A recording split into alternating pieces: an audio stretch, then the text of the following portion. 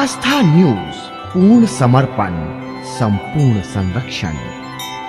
कथा के सप्तम दिवस की ओर महायात्रा में हम सब प्रवेश करें। विगत 6 दिनों से भगवान की हम इस मंगलमयी कथा को श्रवण कर ही रहे हैं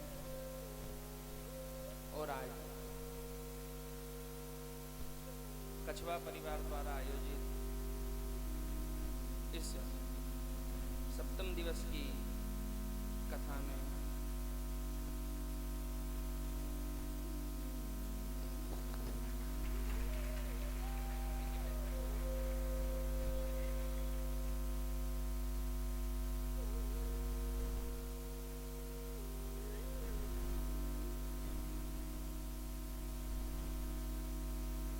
बोलो वृंदावन बिहारी लाल।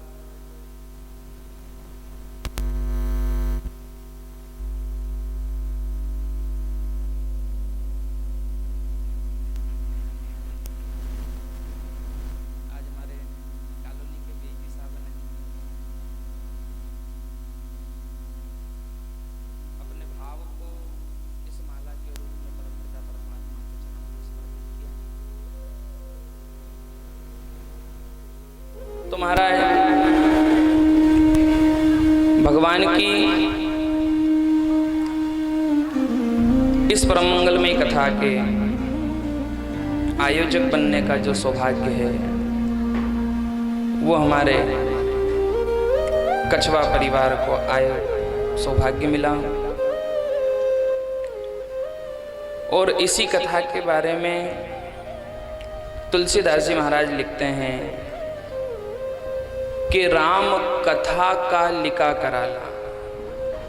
ये भगवान श्री राम की कथा क्या करती है?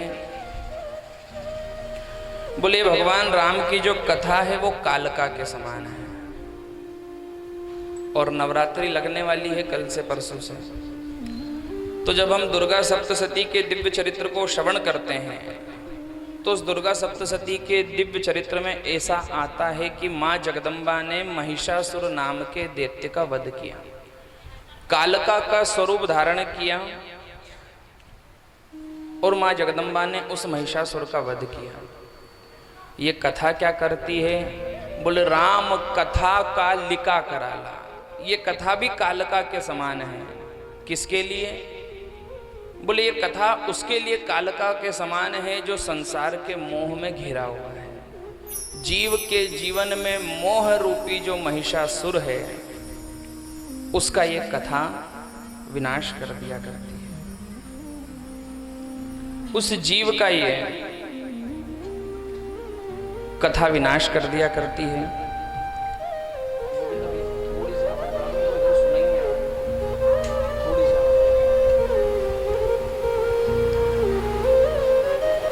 तो ये जो भगवान, बस बहुत बढ़िया, ये जो भगवान श्री हरि की कथा है ये जीव के जीवन में आने वाले मोह रूपी महिषासुर का विनाश करती है। लेकिन ये कथा केवल कालका के समान नहीं है। ये कालका उस चंद्र की शीतल किरण के समान में भी है जो चकोर नामक पक्षी की आशा को तृप्त करने के लिए पर्याप्त बताई गई है। क्योंकि आगे लिखा है कि राम कथा शशि किरण समान। भगवान की कथा चंद्रमा की किरण की तरह है। और शरद पूर्णिमा की रात्रि में क्या होता है आप सब जानते हैं। शरद पूर्णिमा की रात्रि में क्या होता है हम सब जानते हैं। शरद पूर्णिमा की रात्रि में हम पात्र में भोजन बना करके, मिष्ठान आदि बना करके और चंद्रमा के समक्ष प्रस्तुत रखते हैं। किस भाव से? कि समय आने पर इस चंद्रमा से अमृत की वर्षा होगी। तो ये भगवान की कथा भी उसी चंद्रमा के किरण के समान है जो जीव के जीवन में अमृत की वर्षा करती है। और उस अमृत की वर्षा को पाकर के जीव धन्य हो जाया करता है। समस्त कछवा परिवार और समस्त राधा रमण महिला मंडल आदि पर भी और जितने भी लोग इस मधु मंडप में विराजमान हैं उन सब पर भी भगवान ने कृपा करी, जिस कृपा के परिणाम स्वरूप हम सबको यह दिव्य सत्संग प्राप्त हुआ। कल हमने कथा में ऐसा श्रवण किया,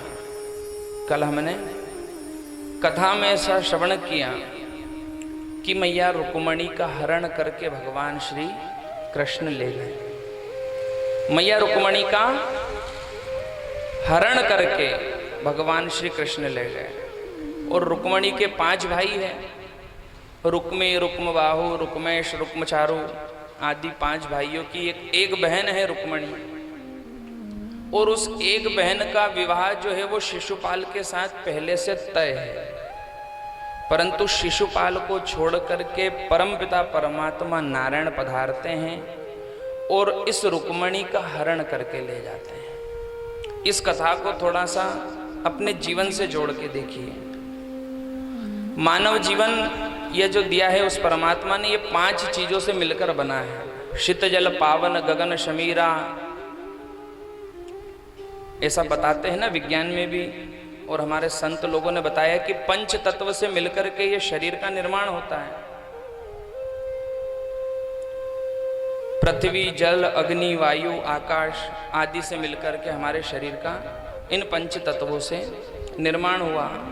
और इन 5 तत्व रूपी शरीर की एक बहन है आत्मा, जिसका नाम है रुक्मणी। और जब ये आत्मा उस परमात्मा के कीर्तन को श्रवण करती है, उस परमात्मा के नाम को श्रवण करती है, तो शिशुपाल रूपी काल आवे उसके पहले परमात्मा इस आत्मा रूपी कन्या का हरण करके अपने धाम ले जाते हैं। शिशुपाल रूपी काल को परमात्मा अवसर नहीं देते अपने भक्तों के नजदीक जाने का।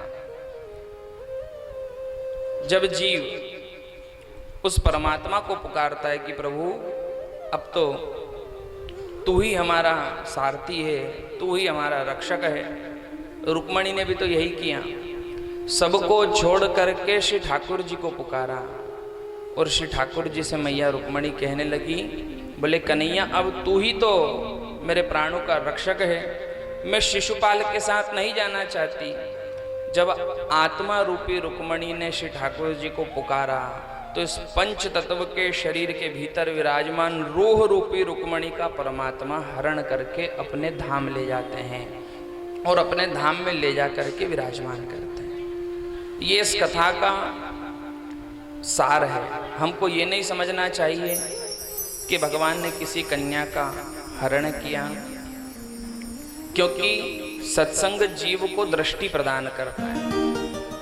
एकमात्र सत्संग ही ऐसा साधन है जीव को, जिसको अपने माध्यम से अपने दोष और गुणों को देखने का अवसर प्राप्त होता है। अगर हम किसी परिजन के पास जाएंगे तो वो केवल हमारे गुण बताएगा, हमारे दोष तो बताने वाला नहीं है।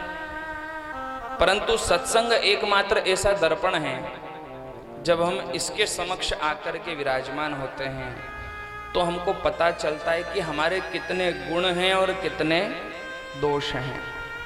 आप आईने के सामने जाकर के खड़ा होते हो, सब पता चल जाता है कि हमारे शरीर में क्या गुण हैं और क्या दोष है।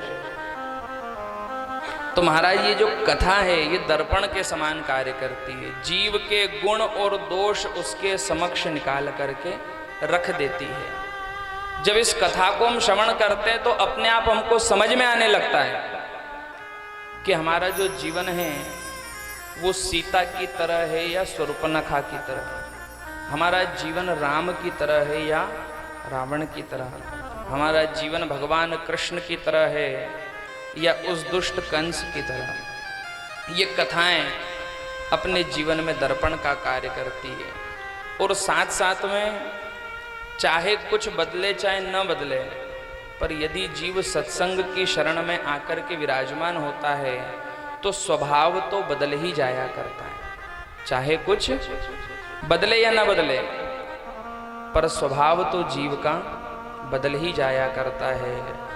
परमपिता परमात्मा श्री हरि नारायण की यह कथा जीव के स्वभाव को बदलने का काम करती है। एक बहुत सुंदर कथा एक डाकुओं का गांव था। उस गांव में एक सेठ जी निकले तो कुछ डाकुओं ने मिलकर के लूट लिया, और सेठ जी ने जाकर के जितने भी अपने मित्र इष्ट बंधु थे और भी जो दूसरे सेठ थे, उन सबसे जाकर के कहा कि इस गांव से मत निकला करो, क्योंकि इस गांव में तो डाकू रहते हैं, नई नई योजना बनाते हैं।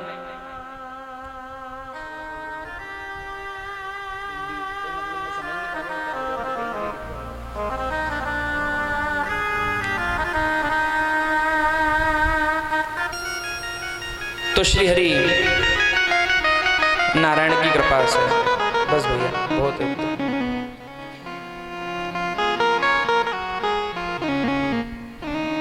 उस गांव से एक संत निकले, और संत ने जब निकले हैं तो ये देखा कि महाराज चारों तरफ डाकुओं का गांव है। सेठ जी निकले और सेठ जी ने देखा कि यहाँ पर तो डाकू रहते हैं। उन डाकुओं ने मिलकर के सेठ जी को लूट भी लिया।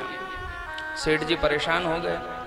अपने जितने इष्ट मित्र बंधु थे उन सबसे जाकर के कहा कि इस गांव से मत निकला करो, इस गांव से मत निकला करो। क्यों मत निकला करो? बोले इस गांव में डाकू रहते हैं, नए नए तरीके अपनाते हैं लूटने के। एक बार की बात है, और बहुत सारे व्यापारी लोग उस गांव से निकलने लगे। जब बहुत सारे व्यापारी उस गांव से निकलने लगे तो अब की बार डाकुओं के मन में आया, बोले अपन एक काम करते हैं, संतों की टोली में जाकर के सम्मिलित हो जाते हैं। और बहुत सारे डाकुओं में से एक जो डाकू था वो संतों की टोली में जाकर के सम्मिलित हो गया। उनके टेंट में, उनके तंबू में जाकर उनके साथ बैठ गया। व्यापारियों की टोली निकली, जितने डाकू थे सबने मिलकर के लूटपाट मचाना प्रारंभ किया। और जो ही लूटपाट मचाना प्रारंभ किया तो उसमें से एक व्यापारी आया, और जो डाकू संत का वेश धारण किए हुए था, उस संत का वेश धारण किए हुए डाकू के पास में अपना सारा धन रख करके वहां से अपनी जान बचाकर भागने लगा। और संत से कहने लगा, बोले प्रभु आप तो महात्मा हैं, आप मेरे इस धन की रक्षा करना। संत ने कहा, बोले ये तो बहुत अच्छी बात है, क्योंकि वो भी डाकू ही थे। उसके धन को रख लिया। और कुछ समय के बाद में जब वो व्यापारी वापस अपना धन लेने आया तो डाकुओं के बीच में, डाकुओं के सरदार बनकर के वही संत जो है दिखाई दिया और आपस में धन को बांटने लगा। परंतु जैसे ही व्यापारी आया तो व्यापारी देख करके संकोच में पड़ गया कि ये कैसे हो सकता है, मैंने तो संत समझकर अपना सारा धन इनको सौंप दिया था, परंतु इन्होंने डाकुओं के साथ मिलकर मेरे सारे धन को लूट लिया। व्यापारी रोने लगा, और जो ही संत बने हुए उस डाकू की शरण में गया और जाकर के कहने लगा, बोले महाराज जी आपने मेरे धन को इन डाकुओं को दे दिया। उस संत बने हुए डाकू के मन में भाव आया और सारा धन उस व्यापारी को वापस सौंप दिया। जब व्यापारी अपना धन लेकर के चले गया तो बाकी सारे डाकुओं ने पूछा, बोले भैया तूने सारा धन वापस क्यों सौंप दिया? तूने सारा धन वापस क्यों सौंप दिया? बड़ी मुश्किल से तो इतना बड़ा हाथ हमारे हाथ लगा था। तब जाकर के वो साधु बना हुआ संत कहता है कि मैंने कुछ क्षण संतों के साथ बिताए, और कुछ क्षण संतों के साथ बिताने से भी मेरे हृदय में परिवर्तन आया कि जो मुझे अपना सारा धन इस परमात्मा के भरोसे केवल इस वस्त्र को सौंप करके गया है, मैं उसे धोखा कैसे दे सकता हूँ। इसलिए मेरा मन नहीं किया और मैंने सारा धन उसे लौटा दिया। कहने का मतलब क्या है? कहने का मतलब ये है कि जीव यदि क्षण मात्र की भी संगति किसी श्रेष्ठ जीव के साथ में कर लेता है तो वो उसके उद्धार का कारण बन जाती है। उद्धार हो चाहे न हो, पर स्वभाव बदलने का काम करने लगती है। मैया रुक्मणी के साथ भी आज यही हुआ। मैया रुक्मणी को जब पता चला कि शिशुपाल के साथ विवाह होने वाला है, और शिशुपाल के साथ विवाह होना मेरे भाइयों ने तय कर दिया है, तब जाकर के उस जीव रूपी रुक्मणी ने श्री ठाकुर जी को पुकारा कि कन्हैया यदि तुम मुझे लेने नहीं आए तो मैं अपने प्राणों को त्याग दूंगी। और वो मैया रुक्मणी श्री ठाकुर जी को पुकारने लगी और क्या कहती है कि मेरी नैया पड़ी है मझधार, ओ मेरी नैया पड़ी है मझधार, प्रभु इसे पार लगा देना। मेरी नैया पड़ी है मझधार, प्रभु इसे पार लगा देना। मेरी नैया पड़ी है मझधार, प्रभु इसे पार लगा देना। मेरी नैया पड़ी है मझधार, प्रभु इसे पार लगा देना। तेरी माला जपूंगा दिन रात, तेरी माला जपूंगा दिन रात, प्रभु इसे पार लगा देना। तेरी माला जपूंगा दिन रात, प्रभु इसे पार लगा देना। मेरी नैया पड़ी है मझधार, प्रभु इसे पार लगा देना। मेरी नैया पड़ी है मझधार, प्रभु इसे पार लगा देना।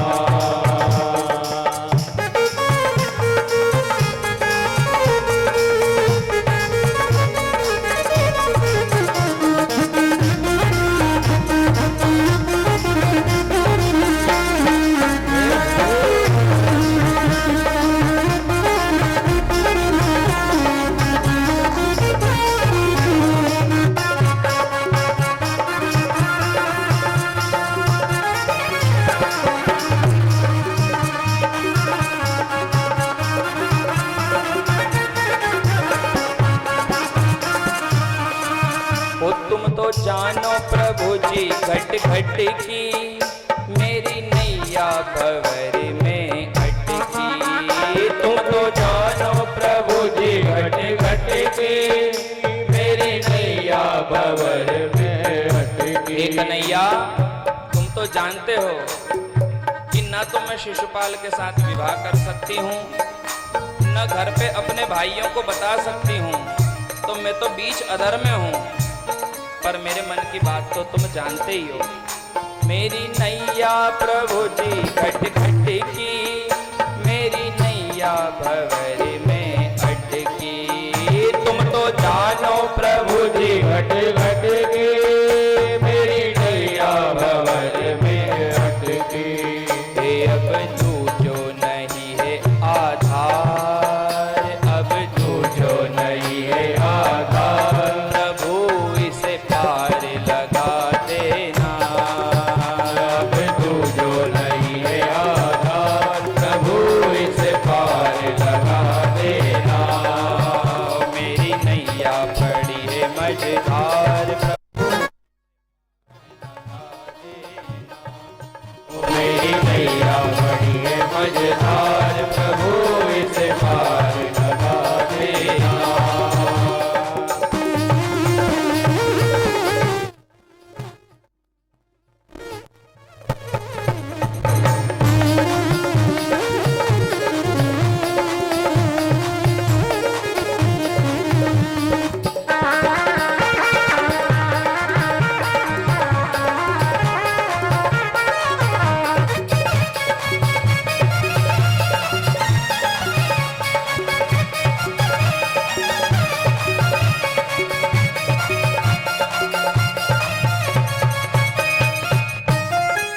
ओ मेरी नाव नहीं है नामी,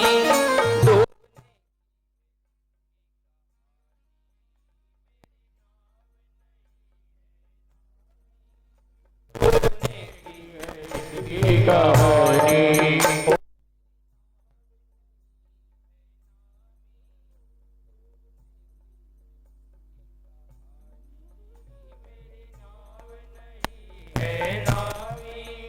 डूबने की है इसकी कहानी।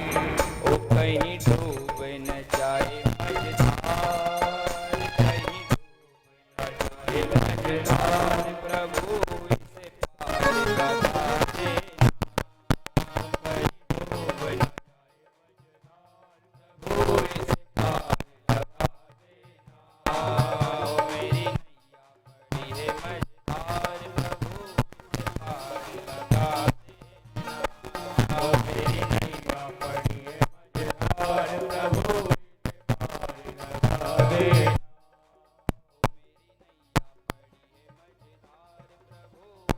लगा दे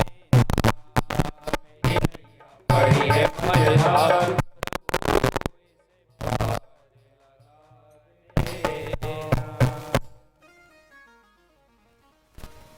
महाराज परमपिता परमात्मा श्री हरि नारायण मैया रुक्मणी का हरण करके श्री द्वारका में ले जाकर के विराजमान होते हैं। जब द्वारका में ले जाकर के विराजमान होते हैं तो मैया रुक्मणी श्री ठाकुर जी महाराज के दाहिने अंग में आकर विराजमान। तब सारे द्वारकावासी मिल करके सप्तपदी आदि की प्रक्रिया को पूर्ण करते हैं, भगवान का विवाह संस्कार संपन्न कराते हैं।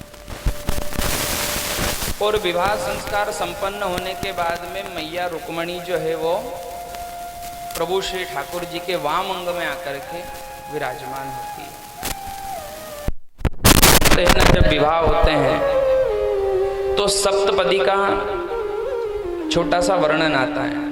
चाहे मंडप कर दो, माता पूजन कर दो, गणेश पूजन कर दो, पर जब तक कि 7 फेरे पूरे नहीं हो जाते हैं, 6 फेरे के बाद में फिर कन्या को रोक करके उसको सौभाग्य सामग्री का दान आदि किया जाता है। और फिर जब 7 वचन पूरे हो जाते हैं तब वो कन्या वाम अंग में आकर के विराजमान हो जाती है।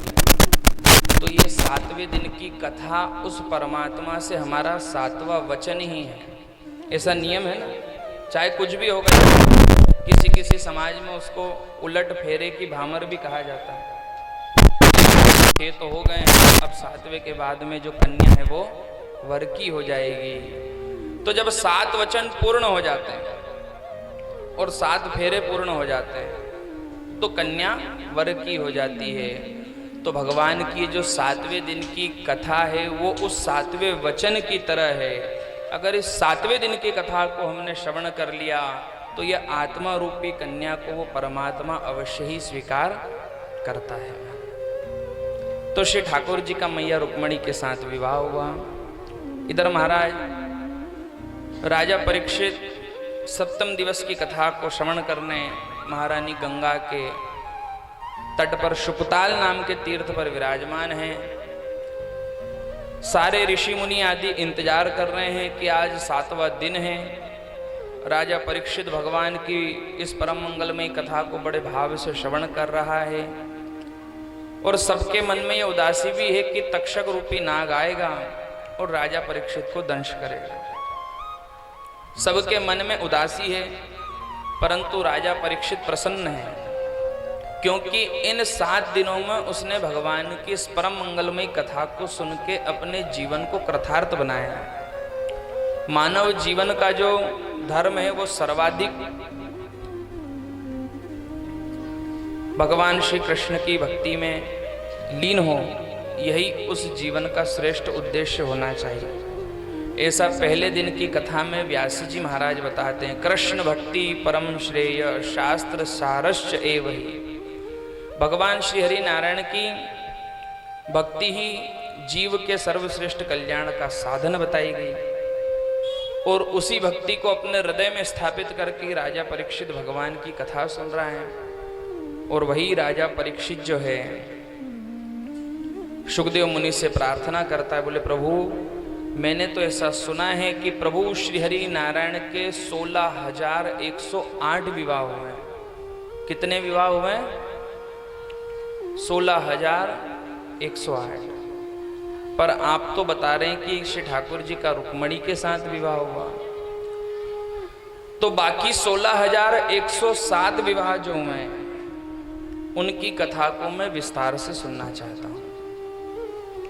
सुखदेव मुनि राजा परीक्षित को बताने लगते हैं कि मैया रुक्मणी का विवाह जो है वो भगवान श्री हरि नारायण के साथ में संपन्न हुआ और संपन्न होने के बाद में उन्हीं द्वारकाधीश के समीप एक सत्राजित नाम का राजा था जिसके पास में समयंतक नाम की मणि थी। और उस समयंतक नाम की मणि की विशेषता थी कि उस मणि का पूजन करो, उस मणि का अर्चन करो तो वो मणि 8 भार सोना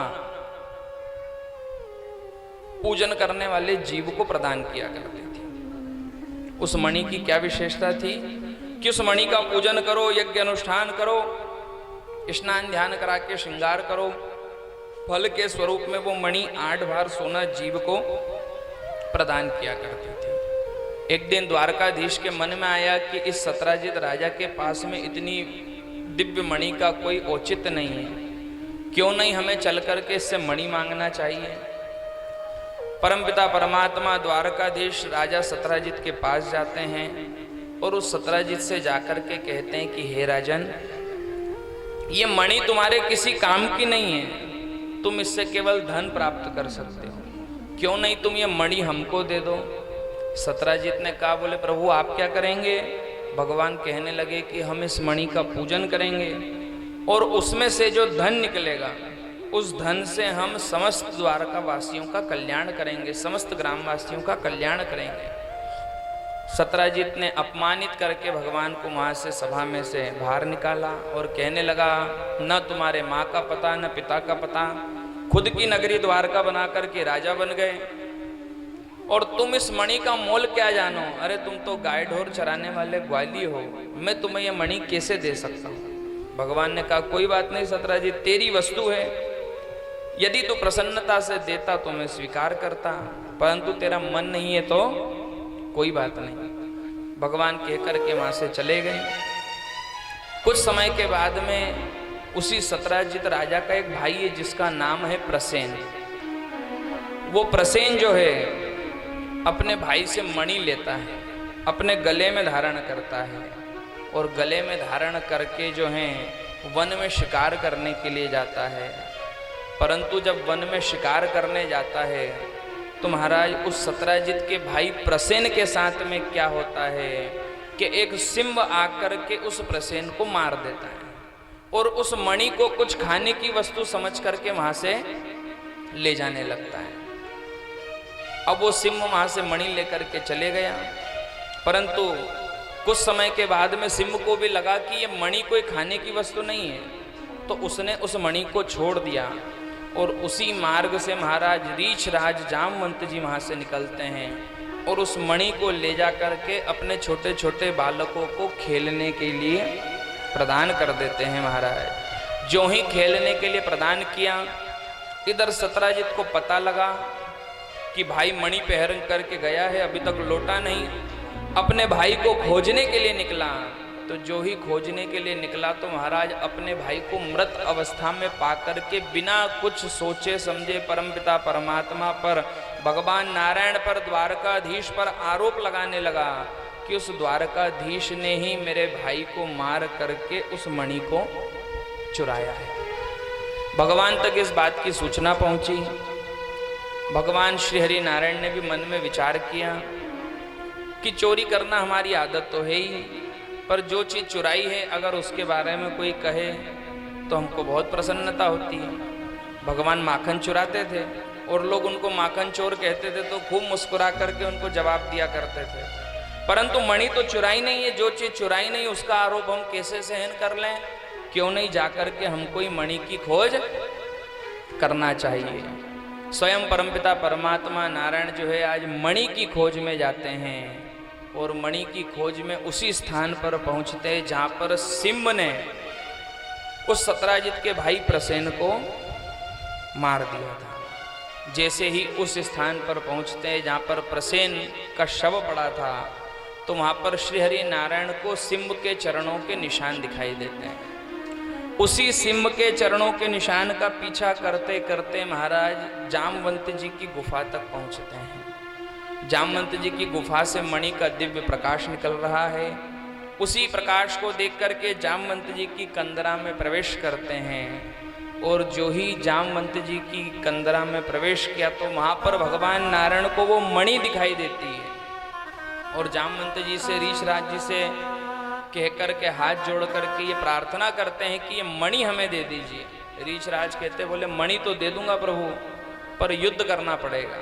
भगवान युद्ध करने के लिए तैयार होते हैं और श्रीमद् भागवत महापुराण में ऐसा वर्णन आता है कि 21 दिनों तक युद्ध चला और 21 दिन के बाद जब युद्ध समाप्त हुआ तो जामवंत जी बलहीन हो गए, शरीर में शक्ति नहीं बची युद्ध लड़ने की।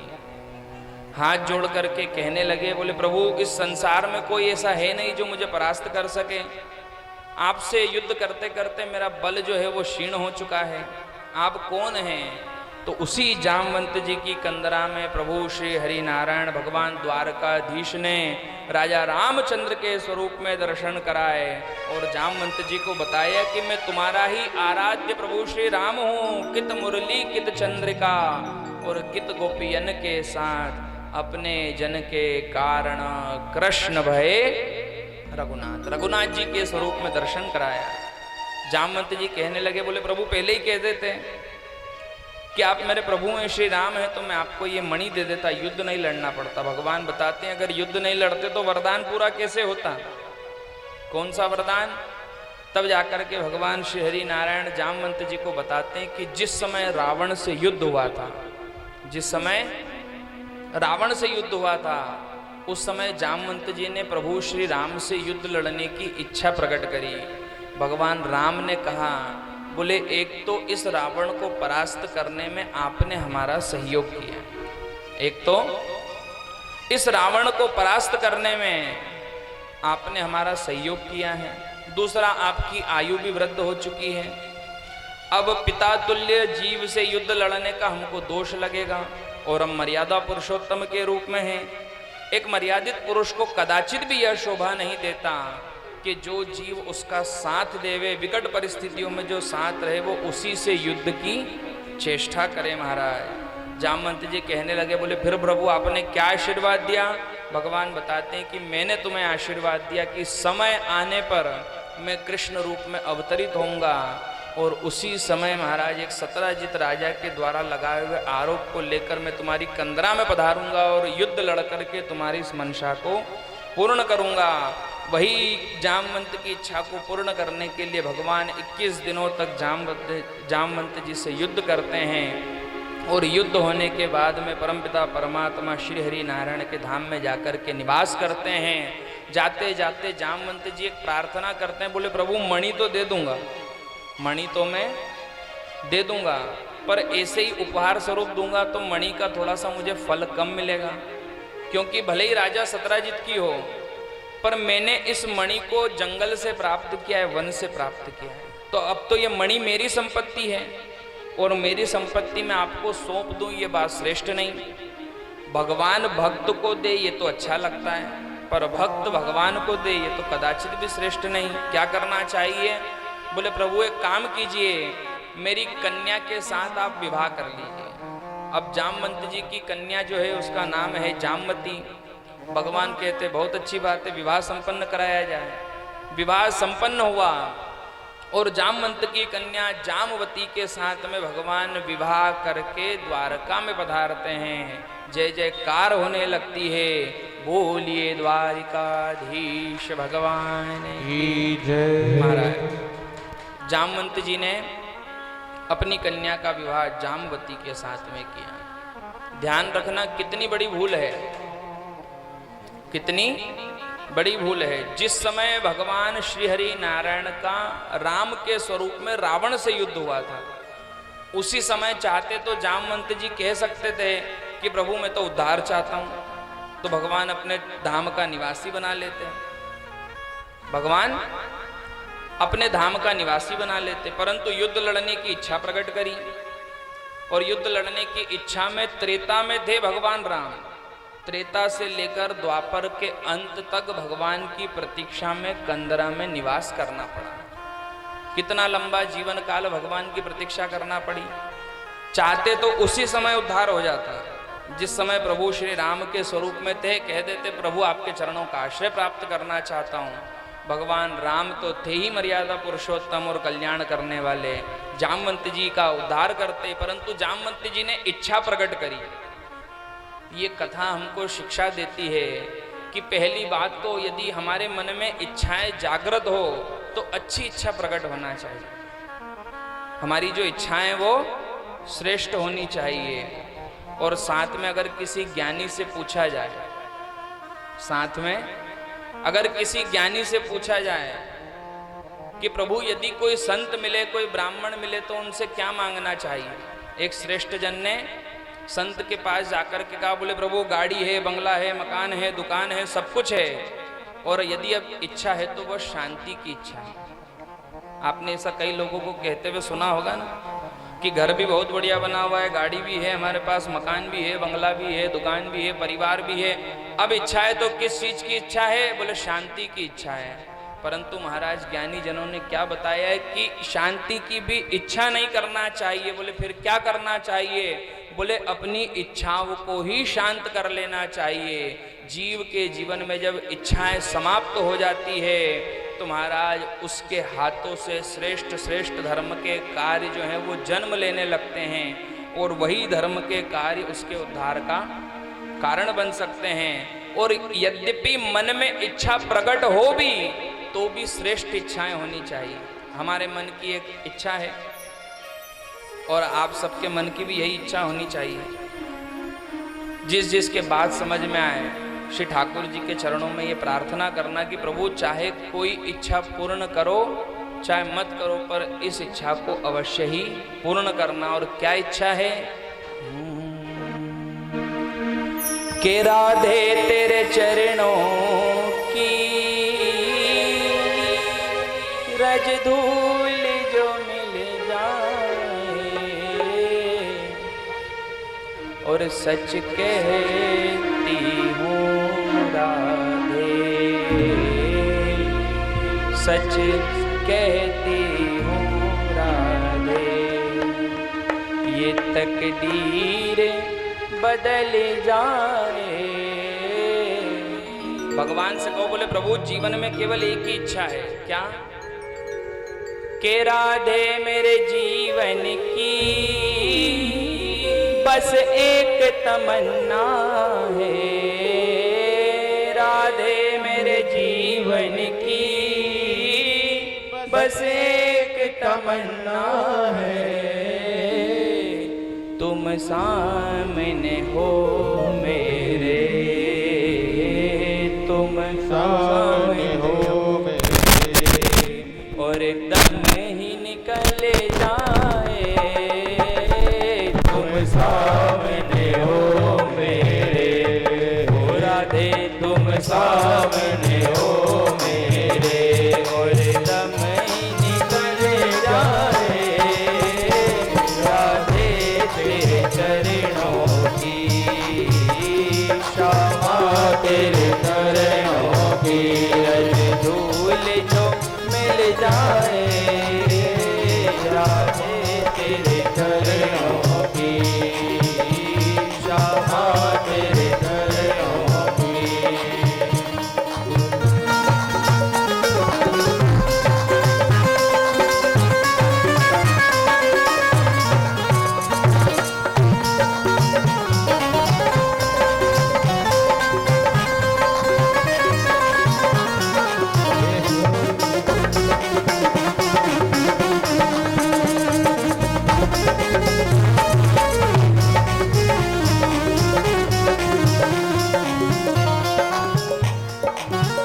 नजरों से गिराना ना, चाहे लाख सजा देना, नजरों से गिराना ना, चाहे लाख सजा देना, नजरों से गिराना ना, चाहे लाख सजा देना, नजरों से जो गिर जाए, नजरों से जो गिर जाए, मुश्किल संभल पाए, नजरों से जो गिर जाए, हो राधे नजरों से जो गिर जाए, मुश्किल संभल पाए, राधे तेरे चरणों की रज धूल जो मिल जाए,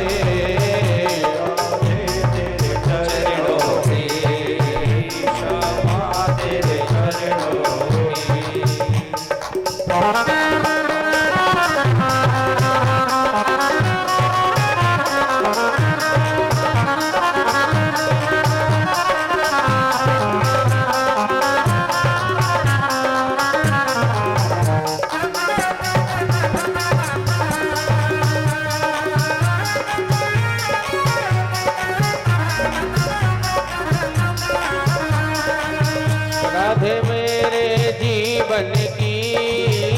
बस एक ही तमन्ना है, राधे मेरे जीवन की बस एक तमन्ना है।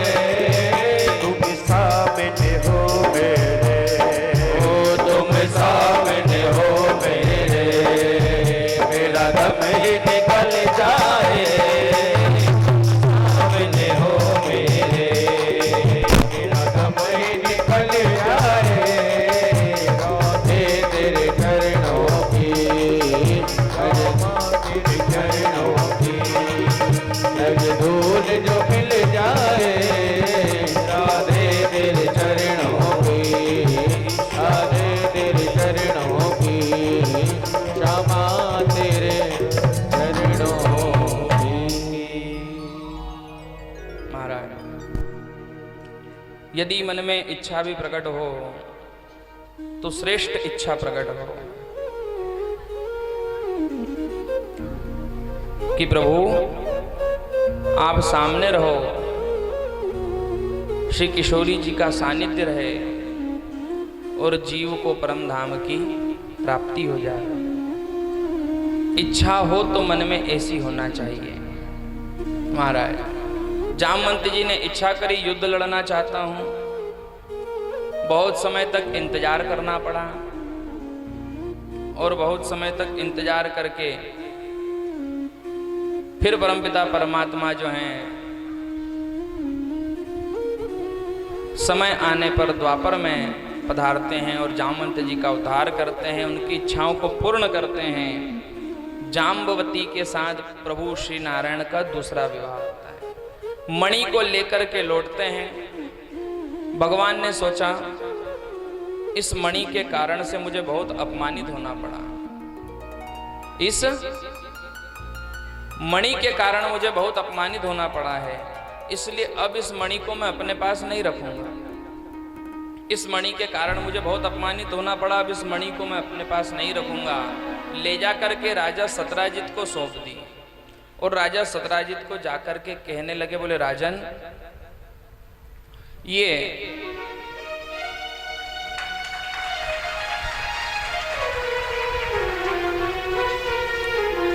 राजन ये जो मणि है ये आप रख लीजिए, इस मणि को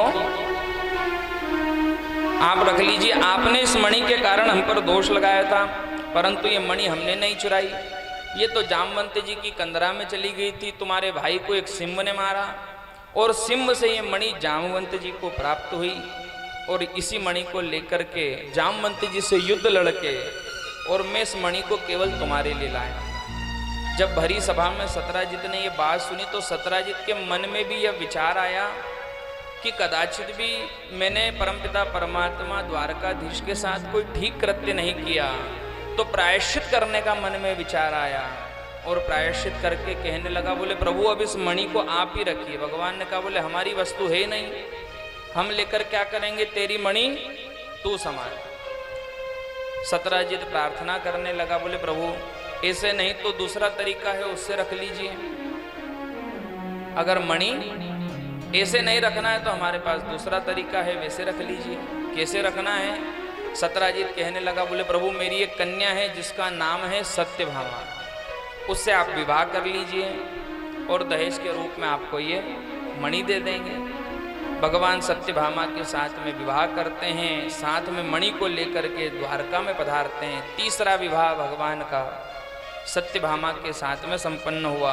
कालिंदी नाम की सूर्य की पुत्री है, इससे भगवान का चौथा विवाह हुआ। पांचवा विवाह बिंद और अरविंद नाम के अवंतिका नगरी के उस समय के राजा, जिनकी बहन मित्रवृंदा के साथ में भगवान का पांचवा विवाह संपन्न हुआ।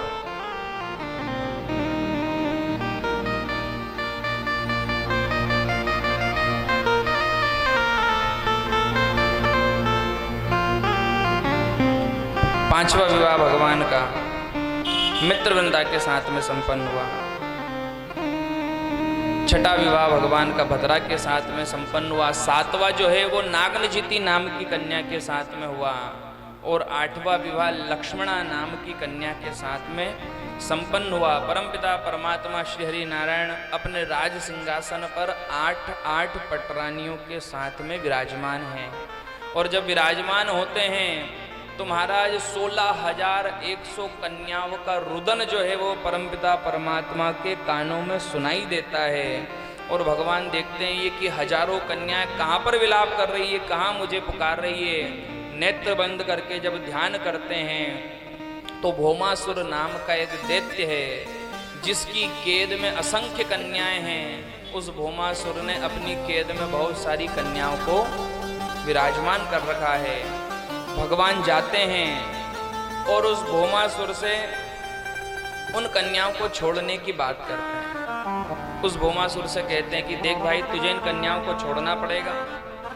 भौमासुर कहता है कि यदि कन्याओं को मुक्त कराना चाहते हो तो युद्ध लड़ना पड़ेगा। भगवान उस भौमासुर से युद्ध लड़ते हैं और 16,100 कन्याओं को मुक्त कर करके परमपिता परमात्मा उन सभी कन्याओं को अपने अपने घर जाने का आदेश देते हैं। भगवान सभी कन्याओं को अपने अपने घर जाने का आदेश देते हैं। जो ही घर जाने का आदेश दिया तो 16,100 कन्याएं मन में ये विचार करने लगती, बोले प्रभु इतने समय में तो हमारे परिवार ने हमको कभी याद नहीं किया, इतने समय में तो हमारे परिवार ने हमको कभी याद नहीं किया, ना तो कोई छुड़ाने आया, ना किसी ने हमारी रक्षा के लिए कोई प्रयत्न किया। यहाँ तक कि हमारे भाई, पिता, पति आदि किसी ने भी हमारी कुछ विचार नहीं की, हमारे प्राणों की रक्षा के बारे में विचार नहीं किया, हमारे रुदन को सुनाई नहीं दिया। अब यदि हम इतने समय से इस दुष्ट की केद में रहने के बाद अपने परिवार में जाएंगे तो हमें संशय है कि हमारा परिवार हमें स्वीकार करेगा या नहीं करेगा। भगवान ने कहा क्या चाहती हो देवियों? 16,100 कन्याएं कहती, बोले प्रभु आप हम सबको स्वीकार कीजिए, हम आपके चरणों की दासी बनना चाहती हैं। 16,100 कन्याओं के साथ में परमपिता परमात्मा श्री हरि नारायण का विवाह संपन्न होता है और 16,100 कन्याओं को लेकर के भगवान आज द्वारका के राज सिंहासन पर विराजमान हैं।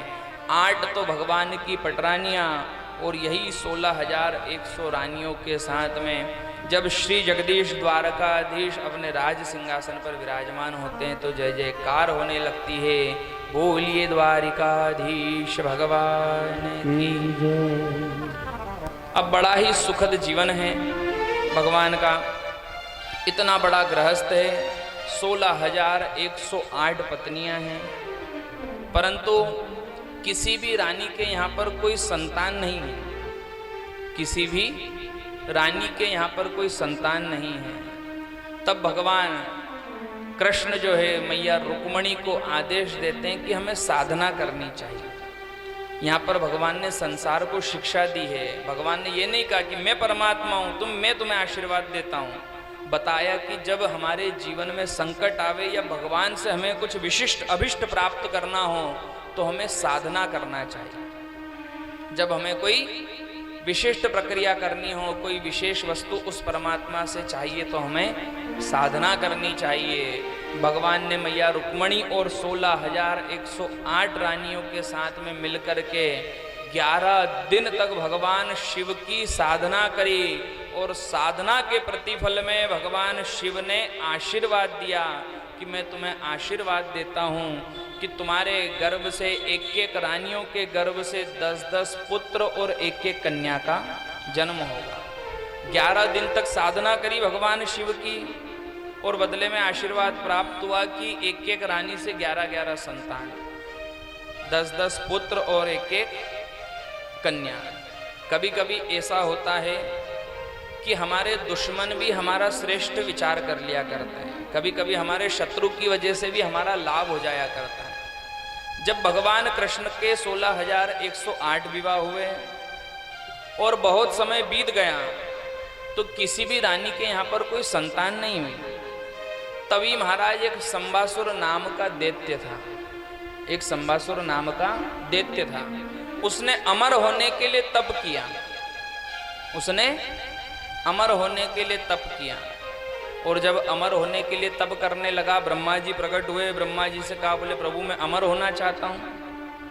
ब्रह्मा जी ने कहा, बोले ये वरदान तो मिल नहीं सकता, फिर क्या करें? बोले प्रभु अच्छा मुझे ऐसा वरदान दीजिए कि यदि मेरी मृत्यु हो तो कृष्ण के पुत्र के द्वारा मेरी मृत्यु हो। कृष्ण का जो ज्येष्ठ पुत्र रहे उसके हाथों से ही मेरी मृत्यु, क्योंकि शंबासुर जानता था विवाह तो 16,108 हो गए, बहुत समय बीत गया, कोई संतान तो हुई नहीं, पता नहीं कब संतान होगी और मुझे कब आकर के मारेगी। परंतु महाराज आज शंबासुर ने भी भगवान के यहाँ पर पुत्र की कामना कर ली, शत्रु भाव रख करके भी क्या कहा कि कृष्ण के ज्येष्ठ पुत्र के माध्यम से मेरी मृत्यु हो। अब ज्येष्ठ पुत्र के माध्यम से मृत्यु कब होगी? जब संतान होगी। तो महाराज इस शंबासुर ने भी ब्रह्मा जी से याचना कर ली कि कृष्ण के यहाँ पर संतान हो। इधर रानियों ने भी भगवान शिव की आराधना श्री ठाकुर जी के साथ मिलकर के करी। देखते ही देखते महाराज बहुत बड़ा परिवार हो गया, 16,108 रानियां, प्रत्येक से 10-10 पुत्र और एक कन्या का जन्म महाराज, और भी इनके पुत्र पौत्र आगे चल करके बहुत बड़ा यदुवंश हुआ। ऐसा श्रीमद् भागवत महापुराण में वर्णन आता है कि 56 करोड़ यदुवंशियों का विस्तार भगवान श्री हरि नारायण के माध्यम से हुआ। 56 करोड़ यदुवंशियों का विस्तार जो है इसी यदुवंश के माध्यम से हुआ। इधर मैया रुक्मणी के सबसे पहले पुत्र हैं प्रद्युम्न जी महाराज, और जो ही प्रद्युम्न जी महाराज का जन्म हुआ तो वही शंबासुर जिसने ब्रह्मा से वरदान मांगा था कि कृष्ण का ज्येष्ठ पुत्र के माध्यम से मेरी मृत्यु हो, उसने सोचा नारायण के यहाँ पर तो ज्येष्ठ पुत्र हो चुका है, आज नहीं तो कल ये मेरा काल बनेगा, क्यों नहीं इसे हरण करके समुद्र में फेंक देना चाहिए। वही शंबासुर जाता है, भगवान श्री कृष्ण के पुत्र को, रुक्मणी के पुत्र को हरण करता है और ले जा करके समुद्र में फेंक देता है। जो ही समुद्र में फेंकता है उसी बालक को एक मछली के द्वारा ग्रहण किया जाता है। वही मछली एक बहेलिया पकड़ता है और वही बहेलिया उस मछली को पकड़ करके जो है परमपिता परमात्मा श्री हरि नारायण की जो संतान जिस मछली के गर्भ में, उसी मछली को शंबासुर को उपहार स्वरूप में दे देता है। जब रसोई घर में उसे भिजवाया जाता है, उसको चीरा जाता है, तो उसी के अंदर से प्रद्युम्न जी महाराज प्रकट होते हैं। उसी शंबासुर की एक दासी है जिसका नाम है विद्यावती, जिसका नाम है विद्यावती। वो विद्यावती उस संतान को अपने आंचल में छुपा लेती है और महाराज उसे पाल पोस करके धीरे धीरे बड़ा करती है। और जो ही बड़ा करती है महाराज, तो बड़ा होकर के वही प्रद्युम्न शंबासुर का वध करता है। भगवान कृष्ण को पता चलता है कि शंबासुर ने तो वरदान मांगा था कि हमारी ज्येष्ठ पुत्र से ही उसकी मृत्यु होगी, और इस बालक ने इस शंबासुर का वध किया है, तो हो ना हो ये हमारा ज्येष्ठ पुत्र वही है जिसका प्रसूति गृह में से हरण हो गया था। भगवान उसी प्रद्युम्न को लेने पहुंचते हैं। प्रद्युम्न जी महाराज का विवाह उस विद्यावती के साथ में किया जाता है। ये विद्यावती कौन है? तो महाराज पूर्व जन्म की कामदेव की पत्नी रति है, जिसने भगवान शिव से वरदान प्राप्त किया था। महाराज जिस समय भगवान शिव सती के वियोग में समाधि में चले गए थे और ताड़कासुर नाम के दैत्य ने सारे पृथ्वी पर आतंक मचा रखा था, सबने सोचा जब तक भगवान शिव जागेंगे नहीं, इस ताड़कासुर का वध नहीं होगा। अब ताड़कासुर को मारने के लिए सबने मिलकर के कामदेव से प्रार्थना करी कि प्रभु आप जाकर के अपने पुष्पों के बाण चलाइए और भगवान शिव की समाधि तोड़िए, उनको जगाइए। कामदेव पुष्पों के बाण लेकर के चला है और जो ही भगवान शिव को जगाने का प्रयास करता है महाराज, तो क्या होता है कि देखते ही देखते परमपिता परमात्मा श्री हरि नारायण के माध्यम से जब ये कामदेव भगवान शिव को जगाने का प्रयास करता है, भगवान शिव का तीसरा नेत्र खुलता है और ये कामदेव जल करके भस्म हो जाता है।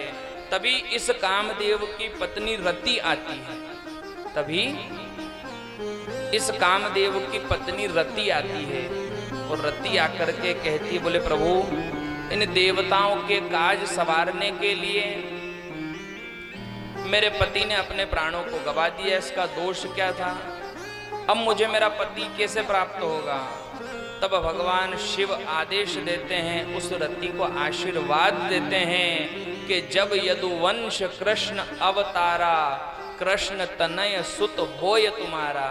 जब यदुवंश में भगवान कृष्ण अवतरित होंगे और उन्हीं कृष्ण के वंश में जब उनकी संतान होगी तो उन्हीं कृष्ण की ज्येष्ठ संतान तेरा पति होगी। और वही कामदेव प्रद्युम्न के रूप में जन्म लेता है। प्रद्युम्न जी महाराज का विद्यावती के साथ में विवाह किया जाता है और लाकर के राजमहल में विराजमान किया जाता है। धीरे धीरे समय व्यतीत हुआ। इन्हीं प्रद्युम्न जी महाराज के अनिरुद्ध करके एक पुत्र हो गए। इन अनिरुद्ध जी महाराज की विशेषता है, इन अनिरुद्ध जी महाराज की विशेषता है महाराज कि ये भगवान कृष्ण की तरह दिखते हैं। और एक दिन महारानी उषा के स्वप्न में अनिरुद्ध जी महाराज जाते हैं और वही अनिरुद्ध जी महाराज को उषा प्रेम करने लगती है स्वप्न में देख करके। तभी अपनी सखी के माध्यम से अनिरुद्ध जी का भी हरण करती है। भगवान को पता चलता है कि हमारे पौत्र का हरण हुआ है। भगवान जाकर के युद्ध लड़ने की चेष्टा करते हैं और अनिरुद्ध जी का भी विवाह करके उषा के साथ अपने द्वारका में ला करके विराजमान करते हैं। देखते ही देखते बड़ा सुंदर राज्य परमपिता परमात्मा श्री हरि नारायण का स्थापित हुआ। बहुत बड़ा परिवार है, फिर भी परमपिता परमात्मा श्री हरि नारायण जो है जीव को कहीं न कहीं से इस संसार को जीने की, अपने जीवन को श्रेष्ठ बनाने की इस श्रीमद् भागवत महापुराण के माध्यम से प्रेरणा देते हैं। 16,108 रानियां हैं, पर कहीं पर भी कोई द्वेष भाव नहीं है। नारद जी के मन में भी ऐसा ही आया कि सांसारियों के घर में एक पत्नी यदि हो जाए तो वही सारी गड़बड़ कर देती है। और यहाँ तो 16,108 है तो रोज कुछ ना कुछ गड़बड़ होती होगी, चल करके देखना चाहिए।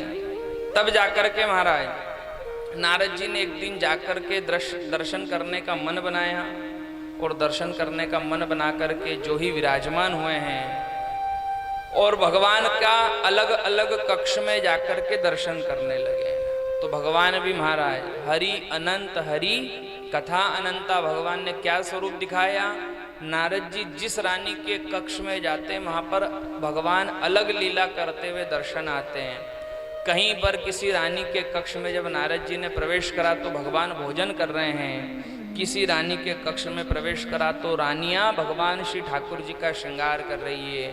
किसी कक्ष में प्रवेश करा तो भगवान अपने हाथों से उन रानियों का श्रृंगार कर रहे हैं। कहीं पर भगवान छोटे छोटे बालकों को गोद में खिला रहे हैं। नाना प्रकार से परमपिता परमात्मा श्री नारद जी को लीला का दर्शन कराते हैं। नारद जी बात समझ जाते हैं कि ये तो स्वयं नारायण की लीला है, इसका कोई पार नहीं पा सकता। नारद जी प्रणाम करके पुनः नारायण नारायण कहते हुए महाराज समस्त देशों में भ्रमण करने लगते हैं। इधर परमपिता परमात्मा श्री हरि नारायण अपने राज सिंहासन पर बैठ करके और आज विलाप करने लगते हैं। और विलाप करते करते महाराज समस्त ब्रजवासियों को, गोप गोपांगनाओं को याद करते हैं, मैया गैया को याद करते हुए, छोटे छोटे उन गायों के बछड़ों को याद करते हुए विलाप करने लगते हैं। तभी महाराज उद्धव जी पास में विराजमान रहते हैं और उद्धव जी भगवान से कहते हैं, बोले कन्हैया अब तो तुम राजा बन चुके हो और एक राजा किसी को याद करके विलाप करे राज सिंहासन पर बैठ करके, ये कदाचित भी श्रेष्ठ नहीं। एक राजा विलाप करे ये अच्छी बात नहीं है। अच्छा आप विचार कीजिए कि साहब कोई बहुत समस्या आ जाए और उस समस्या को लेकर के जो भी हमारे प्रतिनिधि हैं हम उनके पास जावे और वे यदि कहें कि साहब आप क्या करें, हमको भी समस्या है, तो फिर कैसे काम चलेगा। भाई राजा के पास समस्या लेकर जाया जाता है तो राजा के पास समाधान मिलना चाहिए, विलाप नहीं मिलना चाहिए। तो उद्धव जी समझा रहे हैं कि प्रभु राज सिंहासन पर बैठ करके विलाप शोभा नहीं देता, आप विलाप मत कीजिए। परंतु भगवान कृष्ण कहते हैं कि उद्धव एक बात बताओ, जिन गोपियों ने अपना सर्वस्व, अपना सारा जीवन मुझे न्योछावर कर दिया, उन गोपियों को मैं कैसे भूल सकता हूँ। उद्धव जी महाराज ने कहा, बोले प्रभु कोई बात नहीं, 16,108 रानियां हैं, ये भी तो आपको प्रेम करती हैं, इनके प्रेम में कोई कमी है? यहाँ पर भी तो मैया देवकी और वसुदेव विराजमान हैं, इनके प्रेम में कोई कमी है? भगवान कहते बोले इन सब का प्रेम तो है, पर इनके प्रेम में और गोपियों के प्रेम में बहुत अंतर है। क्या अंतर है? भगवान ने कहा बोले समय आने पर बताऊंगा। उद्धव जी महाराज जिद करने लगे, बोले नहीं प्रभु, ये 16,108 रानियां भी तो आपसे प्रेम करती है और आप कहते हैं कि वे गोपियां मुझसे प्रेम करती है। भगवान ने बताया कि इन गोपियों के प्रेम में और इन रानियों के प्रेम में बहुत अंतर है। उद्धव जी ने जानने का प्रयास किया तो भगवान ने कहा कि एक काम करो, 16,108 रानियों के पास जाना। क्या करना? 16,108 रानियों के पास जाना और सबसे जाकर के कहना कि आज द्वारकाधीश के शरीर में कष्ट है, उनका स्वास्थ्य ठीक नहीं है। बोले प्रभु आप तो एकदम स्वस्थ दिखाई दे रहे हैं। बोले बस जाकर के कहना। और जब कोई रानी पूछे कि उपचार करना चाहिए तो बोलना उपचार भी मेरे पास है। क्या? बोले यदि कोई रानी अपने चरणों की धूल निकाल करके दे देगी और वही धूल मेरे मस्तिष्क को स्पर्श करेगी तो मेरा स्वास्थ्य ठीक हो जाएगा, मेरा स्वास्थ्य ठीक हो जाएगा। महाराज उद्धव जी सबसे पहले मैया रुक्मणी के पास गए, जाकर के कहने लगे बोले देवी आपको पता है आज द्वारकाधीश का स्वास्थ्य ठीक नहीं है। रुक्मणी जी कहने लगी उनको क्या हो गया? बोले ये मत पूछिए, उनका कुछ स्वास्थ्य ठीक नहीं है, आज कुछ गड़बड़ है। बोले क्या करना चाहिए? वेद बुलाने चाहिए। बोले कोई वेद्य की आवश्यकता नहीं है देवी। बोले यदि आप अपने चरणों की धूल निकाल कर दे देंगी और वही धूल उनके मस्तिष्क पर धारण करा दी जाएगी तो उनका स्वास्थ्य ठीक हो जाएगा। रुक्मणी जी ने कहा बोले ये तो बहुत सरल सा उपाय है। चरणों से धूल ला करके जो ही देने लगी तो मन में विचार आया कि पहली बात तो ये कि मेरे पति परमेश्वर हैं, साथ साथ में साक्षात ब्रह्म हैं, और यदि मेरे चरणों की धूल उनके मस्तिष्क को स्पर्श करेगी तो मुझे नरक की यातनाएं भोगना पड़ेगी, मुझे नरक की यातनाएं भोगना पड़ेगी। महाराज रुक्मणी जी मना करती, बोले प्रभु क्षमा कीजिए, कोई दूसरा उपाय ढूंढना पड़ेगा, पर मैं अपने चरणों की धूल नहीं दे सकती। चरणों की धूल देने मात्र से मुझे नरक की यातनाएं भोगना पड़ सकती है। उद्धव जी कहते कोई बात नहीं, सत्यभामा के पास जाते हैं, जामवती के पास जाते हैं, इन दोनों से कहा कि साहब तुम दे दो चरणों की धूल, तुम्हारी धूल से द्वारकाधीश का स्वास्थ्य ठीक हो जाएगा। परंतु ये दोनों भी मना करती है और साथ साथ में पूछती है रुक्मणी ने दी क्या? उद्धव जी कहते नहीं दी। बोले जब बड़ी ने नहीं दी तो हम क्यों दें? जब बड़ी ने नहीं दी तो फिर हम क्यों दें? महाराज उद्धव जी को वहां से भी धूल नहीं प्राप्त हुई और भी लक्ष्मणा के पास गए, महाराज सत्यभामा के पास गए, कालिंदी के पास गए, सब एक दूसरे के बारे में विचार करती पर कोई भी उपचार के लिए नरक भोगने को तैयार नहीं। सबके मन में ये भाव है कि हमारे चरणों की धूल जाएगी, द्वारकाधीश के मस्तिष्क को स्पर्श करेगी और बदले में हमको नरक भोगना पड़ेगा। सुबह से शाम हो गई, 16,108 के पास घूमने के बाद भी थोड़ी सी चरणों की धूल नहीं ला पाए उद्धव जी। उद्धव जी आकर के उदास मन से कन्हैया के पास बैठे। कन्हैया ने पूछा क्या हुआ उद्धव, हमारा उपचार लाए या नहीं लाए, हमारा स्वास्थ्य खराब है। उद्धव जी कहने लगे बोले प्रभु उपचार तो मिला ही नहीं।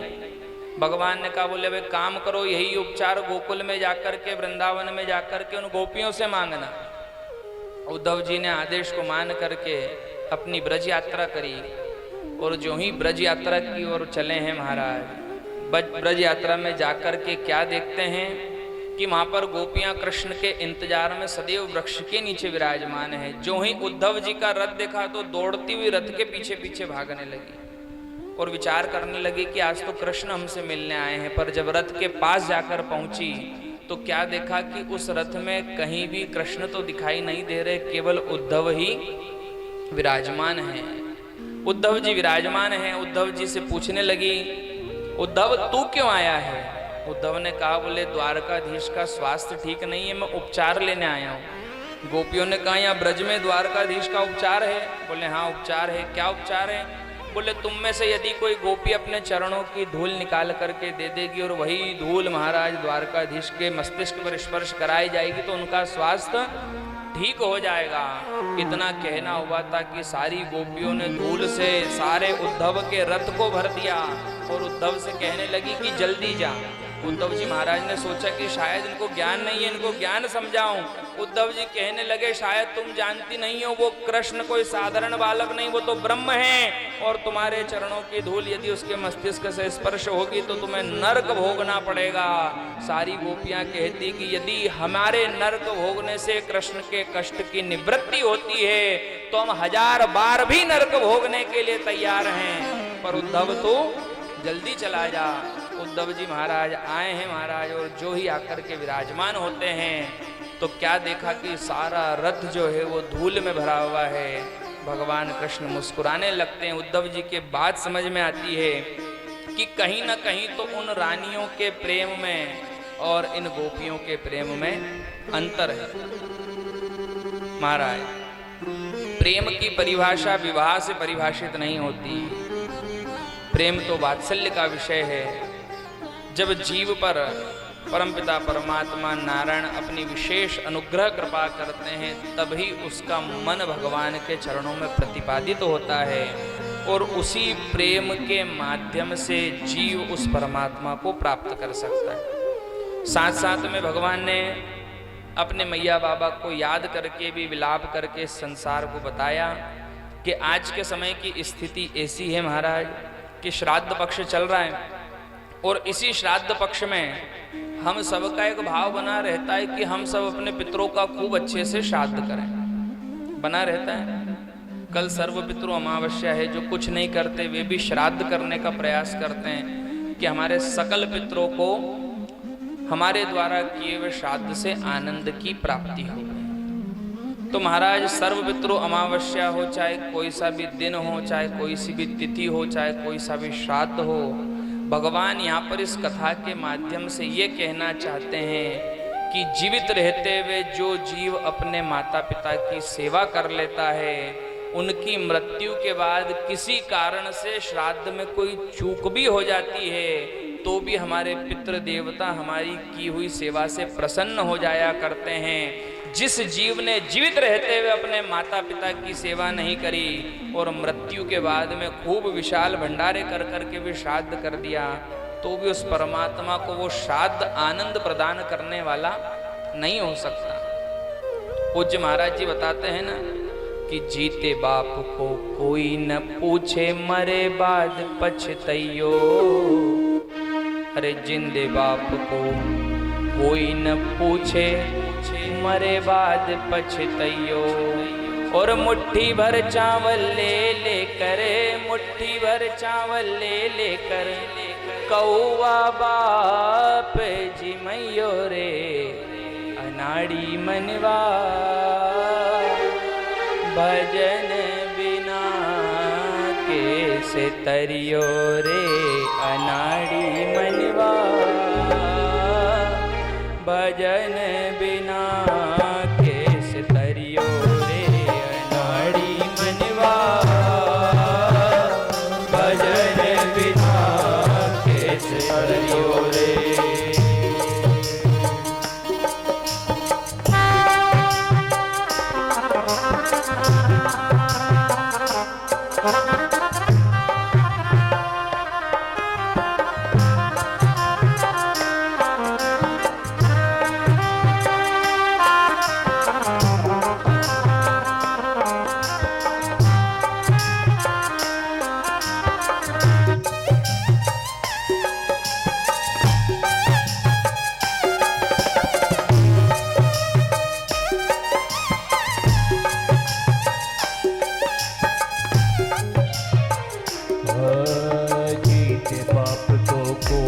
पूछे मरे बात पछतैयो।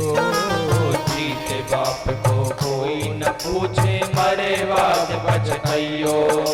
मुट्ठी भर चावल ले लेके, मुट्ठी भर चावल